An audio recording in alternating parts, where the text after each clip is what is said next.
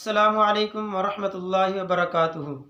محترم سامعین و ناظرین، آج ہماری ویڈیو کا موضوع بیت الخلاء کے اندر جانے کا طریقہ اور باہر نکلنے کا طریقہ ہے۔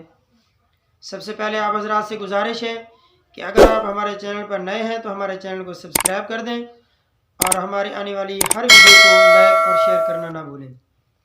ویڈیو کا آغاز کرتے ہیں۔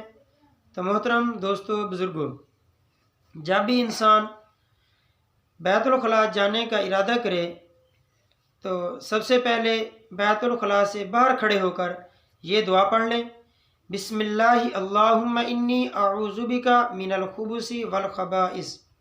ایک مرتبہ پھر دوہرا لیں، بسم اللہ اللہم انی اعوذ بک من الخبث والخبائث۔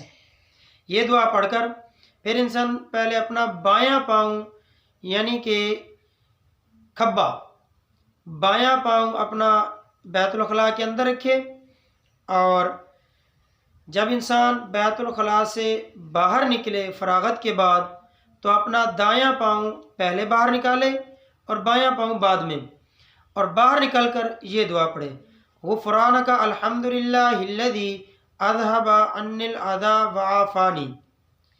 یہ تھا بیت الخلاء جانے کا اور باہر نکلنے کا طریقہ۔